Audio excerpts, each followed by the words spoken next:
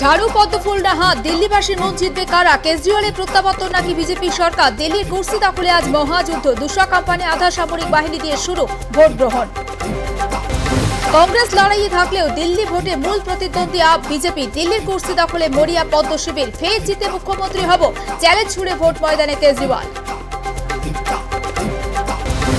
দিল্লির গণতন্ত্র উৎসবে সামিল হওয়ার বার্তা নরেন্দ্র মোদীর এক্স হ্যান্ডেলে লিখলেন, আগে ভোটদান পরে জলপান। একই সঙ্গে নতুন ভোটারদেরও শুভেচ্ছা জানালেন প্রধানমন্ত্রী। ভোট দিলেন রাষ্ট্রপতি দ্রৌপদী মুর্মু। নিজের এক্স হ্যান্ডেলে ভোট দেওয়ার পরের মুহূর্তের ছবি টুইট করলেন রাষ্ট্রপতি মুর্মু।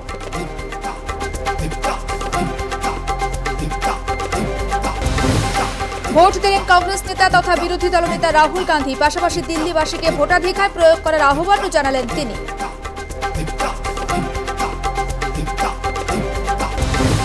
নগর দায়রা আদালত চত্বরে আত্মহত্যা এক পুলিশ কর্মী। মৃত পুলিশ কর্মীর নাম গোপাল নাথ। নিজের সার্ভিস রিভলভার থেকে গুলি চালিয়ে আত্মঘাতী। খুন না আত্মহত্যা, তদন্তে হেয়ার স্ট্রিট থানা। আজও বৃহস্পতিতে বিশ্ববঙ্গ বাণিজ্য সম্মেলন। বিশ্ব বাংলা কনভেনশন সেন্টারে হবে এই সম্মেলন।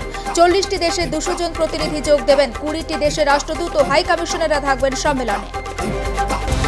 আরজিকরের আর্থিক দুর্নীতি মামলায় আজ শুরু হবে চার্জ গঠন প্রক্রিয়া। 29শে নভেম্বর আলিপুর আদালতে চার্জশিট জমা দেয় সিবিআই। চার্জ গঠনের পাশাপাশি আবেদনের শুনানিও রয়েছে আজ।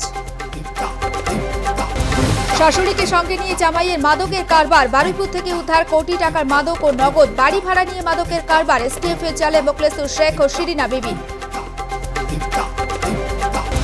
মাধ্যমিক পরীক্ষায় প্রশ্ন ফাঁস টুকলি রুখতে কড়া পদক্ষেপ। মোবাইল ফোন, স্মার্ট ঘড়ি, ব্লুটুথ ডিভাইস সহ ইলেকট্রনিক ডিভাইস নিয়ে প্রবেশে না। পরীক্ষার্থীদের সুবিধার জন্য কন্ট্রোল রুম নম্বর প্রকাশ করল পর্ষদ।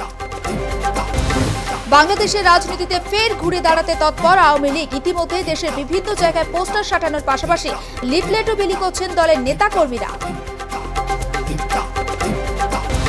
আমেরিকা থেকে অবৈধ বাসী ভারতীয়দের নিয়ে অমৃতসরে নামতে পারে আমেরিকার বিমান। অপ্রীতিকর পরিস্থিতি সামাল দিতে অমৃতসরে আঁটোসাঁটো নিরাপত্তা।